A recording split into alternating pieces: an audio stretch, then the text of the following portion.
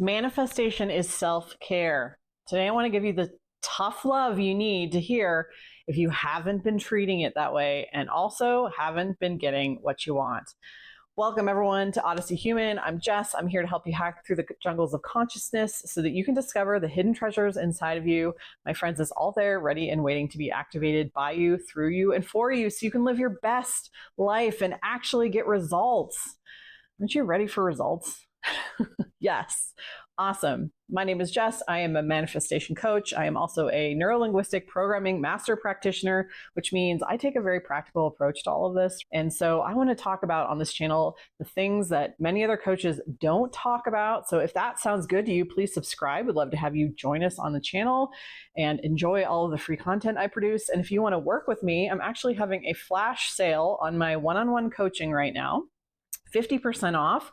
Go ahead and reach out to me using the contact info in the description box and just put 50% off in the subject line, and I will send you some more information and we can go from there. We're gonna have some tough love today, friends. This process of manifesting, it's actually about self-care. It is about dropping all of the bad habits that we came into this. Because we approached manifestation. We started to learn about it from a place of lack, right? From a place of pain and wanting something. And we threw ourselves headfirst into it and realized that it was a little bit more complex than what everybody was letting on. It's a little bit more than just pounding out affirmations and pounding out techniques and pounding out processes. There's actually a very human element behind it that forces us to face some of our demons, face some of the things and the habits that we have been using, and actually determine, is this something that has been supporting me or is it something that has been eroding me? And so this deep process of manifesting that we go through is an invitation to start dropping some of those bad habits. Putting the 3D on a pedestal, putting our desires up above us, and that constant external attention where we're so focused on it that we essentially lose ourselves. We lose sight of ourselves entirely and we essentially disappear. Our entire world and attention orbits around this thing that we want, and that's all we pay attention to. We're asked to drop that habit. We're asked to quit enslaving ourselves to outcomes, right? Ever notice that you're only happy when you're getting the things that you want? Like, manifestation as a self-care practice asks us to stop that and to cultivate turning within, trusting ourselves, trusting our imagination, knowing that our perception is what creates our experience, right? It's actually a very simple concept with a lot of nuance behind it, a lot of paradox behind it as we learn of like, I'm being asked to detach from something but still want it. Our rational brains cannot get behind this stuff. We have to learn to start putting rational brain to the side. It is a strategy that has helped us, but when it comes to manifesting, we are being asked to have a completely different relationship to ourselves and the world and the things that we want. So recognize that as you become a better manifester is when you start to step into better habits that do just that, that support you, that perpetuate your self-care, as opposed to not being a good manifester. And again, just pounding out techniques, just like grinding and that creates all that emotional frustration and angst and anxiety and fear and exhaustion that we feel. And the side effect is we're not even getting what we want. Because I want you to see that if it's not happening for you, what may be happening is you're not seeing manifestation as self-care. You're seeing it as something, as a goal, as something to get. And in life, we have all developed these avatars of ourselves, these versions of ourselves, which are our habits, our behavioral habits. And these versions of ourselves are carved out by certain influences in our life, right? Our family, our culture, our gender, our professional identity, who we really think we are, our programming from society. All these things have fashioned these little avatars that you use to respond to life. It's almost like basketball players on a bench. You're like, all right, star player number one, get out there. And you have the same old players. You've got angry you, sad you, okay you, and happy you every once in a while. and maybe a couple other ones that are second string players, but your major players are usually the same because they're a habit. Habits are the choices we have made over and over again. The choices we have made over and over again that are so automatic for us, we don't even see them. Because emotions are a strategy. Emotions are a strategy. We learn them, and the emotions that avatar of you, that version of you is feeling, play into then the little micro strategies that they try to use to get what they want. So let's say one of the players on your mental bench is an anxious version of you. An anxious version is your star player. They go out, they start every game. And anxious version of you does certain things with their attention, the story, and their habits. So their attention is always outward, scanning, paying attention. Their story is, oh my gosh, that nervous energy of story, like very kind of excited, agitated story, very like, I have to nip this in the bud. I have to get ahead of it. I have to ward it off, right? Fearful. There's some fear mixed in there. And then their behavioral habit, the behavioral piece of this avatar is constantly being on guard, constantly watching, constantly scanning, right? Managing thoughts. This is what this avatar normally does in the course of a game. They do the same pattern. It's like a loop over and over and over. What happens often with manifesting, if we don't see it as self-care, if we see it as just another goal, another thing we're doing to try and get what we want, we'll often send our first string player out. We send anxious us out to handle the situation. We're like, all right, go get him, tiger. And then what happens is anxious us is trying to get what we want, trying to employ the techniques, and then we start to spiral. But what happens is we don't get what we want. It doesn't work, right? The strategy doesn't work. All the old tricks that anxious us uses suddenly doesn't work in the context of manifesting. Oh, it's getting very dark. I love it. So what happens is that anxious us goes into overdrive then. They like exaggerate all of their movements. They like try to puff up and do the most extreme version.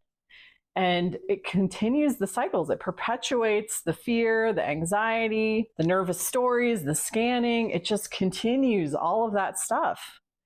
And so what we have to do is ask ourselves, like, is anxious us getting what they want? Is using that anxious avatar of ourselves getting us what we want in terms of manifesting? What was the payoff for using anxious us? What was the payoff for starting them as our star player? And you may find, if you really look at life, anxious you has really served you, right? They actually, as a strategy, as a whole, did a decent job. Like, they got ahead of problems. They warded them off before things got too bad, right? Having that nervous energy kind of paid off for you. But is it paying off for you now? This is where we can get trapped for months, years in manifesting, is not recognizing that manifestation is self-care. We get trapped in using an avatar or a version of ourselves who worked really well for normal 3D goal setting, but when applied to this concept of manifesting, this like deep spiritual human psychology essence of manifesting, which is very paradoxical. Like I said, our logical mind cannot wrap itself around some of this stuff.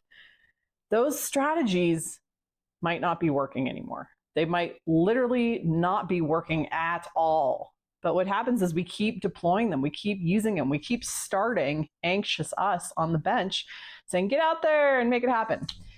What happens is we get tired. We get the soul fatigue. And then we lose trust. We think this doesn't work. All these coaches saying it's so easy. It's not easy for me. Or we just give up on what we want. It dilutes who we are instead of manifestation as a self-care, as a practice of actually building ourselves up, of becoming self-contained, becoming powerful, becoming self-validating, giving ourselves what we want, believing in our desires, which are almost against our free will. The heart wants what it wants. When we don't give it to ourselves internally through imagination first and really stand in that havingness, then yeah, we will leak power and go out in the 3D world trying to grasp for it, trying to get it, because that's the only place it is. That's not true. It is within you. And this is what manifestation is in terms of self-care. This is what we have to do. We have to recognize it may be time for us to try a new strategy in terms of how we see manifestation, because how we relate to manifestation, we're being asked to change our relationship to the thing that we desire. We're being asked, when we feel the desire, to believe that we have it. And so that is a change of relationship. And in changing the relationship genuinely, that's when the outcomes change. We have to do the same thing as manifestation as a whole. If you have been banging your head and aren't seeing what you want, recognize that, are you in one of these loops? Are you employing one of the avatars that maybe served you in life in other arenas, but maybe isn't serving you here, of really stepping into self-care? Because back to our example, is being the anxious version of you really your best self? Is that your best self? Is that the best player you got on the bench? Honestly, is worrying and being anxious and fearful, is that really taking care of yourself? Or is that misplacing your power? Is it a bad habit for you? And how much of these bad habits are you using every day without even realizing it? And are you stuck in one of them instead of just changing your relationship to manifesting the concept as a whole, seeing it as a self-care technique where you stop giving 3D power, you stop putting it on a pedestal, you stop longing for things, because longing isn't self-care. It's pain, it's misery, it's deserting yourself in that gap, in that separation gap between it's out there somewhere and it's not in me. It's deserting yourself in that desert. We don't want to do that anymore. We want to change our relationship with manifesting and be more objective about it and ask ourselves, am I getting what I want? Are the things that I'm doing getting what I want? Pay attention to when we do get what we want and see, oh, this is what I did. This is how I uniquely take care of myself. I think about it once, I let it go, and then I move on with my life and I'm happy and joyful. I'm not saying you necessarily have to be happy and joyful all the time to manifest. What I'm saying is that a sense of ease and power and calm will come as an effect of successfully manifesting. When you step into your own power, you become self-contained, you validate what you want for yourself. You're like, I have it. I don't give two flying figs what the outside world says to me or shows me, right? I don't crumble every time something on the outside doesn't go my way. I can be happy for no reason. I can be self-contained for no reason. I can validate who I am internally. I believe so much in my imagination. And I know that that's where all of me comes from, is imagination. And I can find the spot in my imagination where it already is, where it's mine. And I can trust in that and rely on that and drop all of these nervous, anxious stories that anxious me keeps telling me, keeps trying to distract me with. I can let go of that bad habit of beingness. Release bad habits of beingness. Release bad habits of beingness.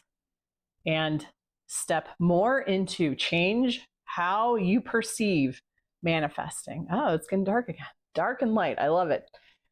Change how you perceive this entire process and see it as self-care. Manifestation is self-care. If you have been doing anything differently, you are going to be feeling that right now. I've hit a chord in you. You are recognizing, maybe I have been taking an approach that wasn't as effective as another strategy I could take, another star player on my bench.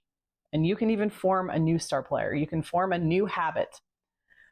For myself, you know what? I took the free tool that I put in the description box, available for everyone. I took that tool and I actually became a better version of myself. So if you are someone who it feels like the anxious version of you is your star player and you always run them, and you want to run a different program within yourself, you want to shape a new and better program, grab the free tool. You can do this. You can literally become anyone and anything, and through identity, through practice of new habits.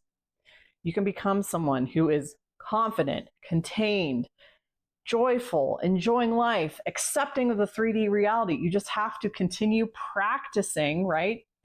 Directing your attention to those places, telling stories that support it, and then the behavioral habits that also fall in line with that. So grab the free tool. You can do this. I believe in you. Thanks for watching. Have a great day.